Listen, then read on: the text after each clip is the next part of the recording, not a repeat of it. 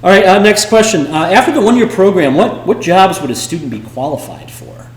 I think what they'd really be qualified for would be any job, because what they've learned is character development, and they've learned how to show up every day on time.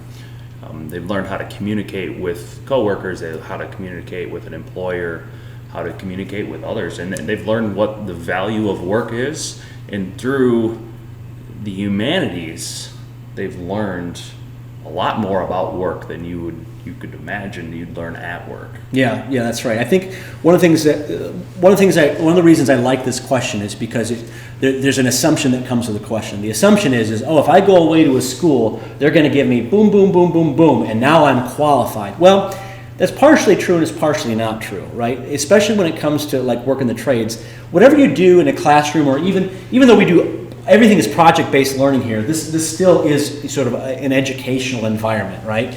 And the reality is the sort of skill that you acquire, really, I think in any job, but especially when it comes to skilled trades, is something that's going to come with doing it over a protracted amount of time, right? And this is one of the reasons why on-the-job training for apprenticeships, for example, are important, because you have to just have so much experience. And so it's not like you come out and because I've taken course A, B, and C, and I'm now a master of those things. No, what you've been given are the base tools to go continue to build your competence in that area, right? And so, and especially when it comes in the trades, so much of that training comes through experience and working with a journeyman, working with a master, and seeing a lot of it. So you're not going to be a master no matter where you went to school, and are in that sense now qualified. But what does come with even the one-year program is that level of competence, right, that yields a type of confidence in the man, right? So like you take away the mystery a little bit of the world and the trades, and you give them the confidence to approach work well. You give them a sense of meaning and vocation about that work. You link that vocation in their work to their higher calling as good Christian men, and collaborators with our Lord in the creation and redemption of the world. Now these are men on mission, right? So by learning a way of life that sees your work that way and having that baseline competence, you're ready for anything. Now, if you come here for the one-year program, let's say you're 18 years old, you're going to be 19 when you leave here. I'm going to tell you something. You're not going to be a master of much at all, right? But you're going to have that baseline competence both in the spiritual formation and that manual trades formation and the intellectual formation that I really think that you'll have the tools you need to do anything you want to do, really, at that point, and do it with excellence.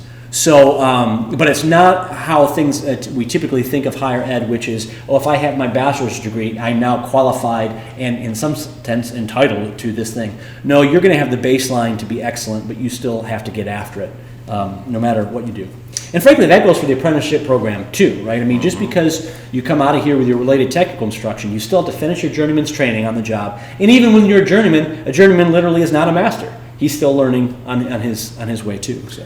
And when you come here to learn those core competencies or core character development, you're not doing it alone. You're doing it in community with other young men who are going through the same thing you are. So after work each day, you can come together and talk about work and what this guy said or what this boss said and all of those things that you normally go through on your own. Well, now you're going to go through it together in community. And you're not going to be the only one at the entire college waking up at 6 a.m. to go to work. Right. All your brothers are going to do it with you. So this really is about learning a certain way of life, learning those habits of skill and character and holiness that you're going to be able to then execute no matter what direction you go in afterwards. Great question. Friends, thanks for watching this video. Don't forget to hit like, subscribe to the channel, share the video with those you know who might be interested in learning more about Harmel Academy of the Trades. And if you're interested in joining this community of work, prayer, and study, or if you're interested in supporting us in other ways, please check out the links in the description below to see how you can do that. God bless you.